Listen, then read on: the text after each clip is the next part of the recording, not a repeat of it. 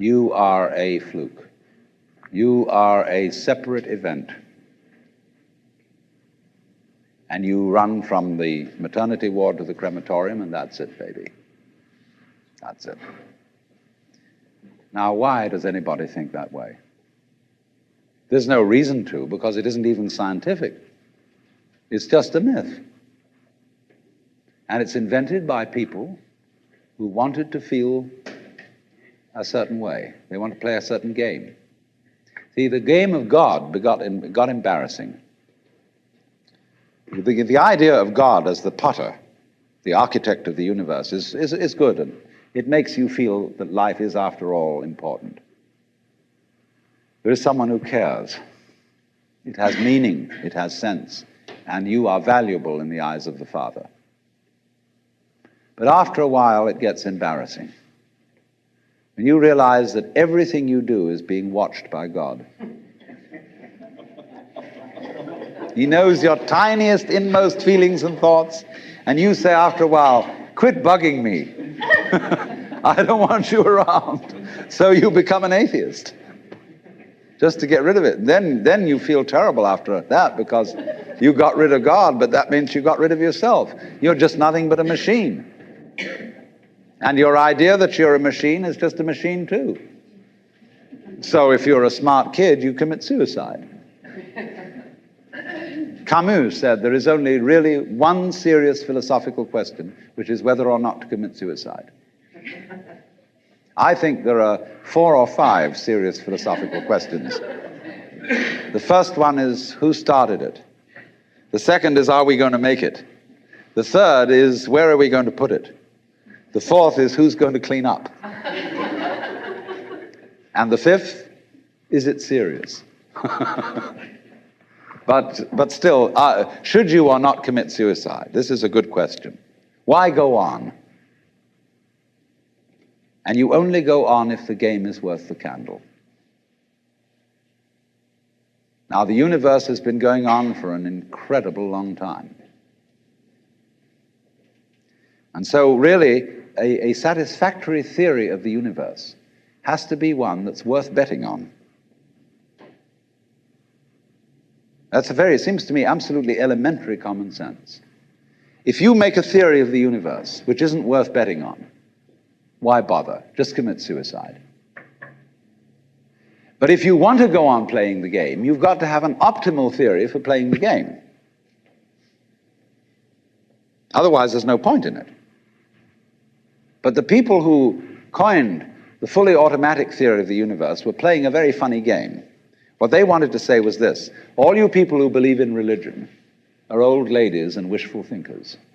You've got a big daddy up there and you want a comfort and thing, but life is rough. Life is tough. And success goes to the most hard-headed people. That was a very convenient theory when the European American world was colonizing the natives everywhere else. They said, we are the end product of evolution, and we're tough. See, I'm a big, strong guy because I face facts, and life is just a bunch of junk, and I'm going to impose my will on it and turn it into something else, you see. And I'm real hard. See, that's a way of flattering yourself. And so it has become academically plausible and fashionable that this is the way the world works.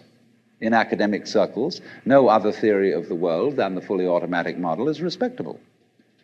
Because if you're an academic person, you've got to be an intellectually tough person. You've got to be prickly. See, there are basically 2 kinds of philosophy. One's called prickles, the other's called goo. And prickly people are precise, rigorous, logical. They like everything chopped up and clear. Goo people like it vague. For example, in physics, prickly people believe that the ultimate constituents of matter are particles. Goo people believe it's waves. And in philosophy, prickly people are logical positivists and goo people are idealists. And they're always arguing with each other. But what they don't realize is that neither one can take his position without the other person. Because you wouldn't know you advocated prickles unless there was somebody else advocating goo. You wouldn't know what a prickle was unless you knew what goo was. Because life is not either prickles or goo, it's gooey prickles and prickly goo. And they go together like back and front, male and female. And that's the answer to philosophy. See, I'm a philosopher, and I'm not going to argue very much, because if you don't argue with me, I don't know what I think. So if we argue, I say thank you, because owing to the courtesy of your taking a different point of view, I understand what I mean, so I can't get rid of you. But however, you see, this whole idea that the universe is just nothing at all but unintelligent force playing around and not even enjoying it is a put-down theory of the world. People who had an advantage to make, a game to play, by putting it down and making out that because they put the world down, they were a superior kind of people.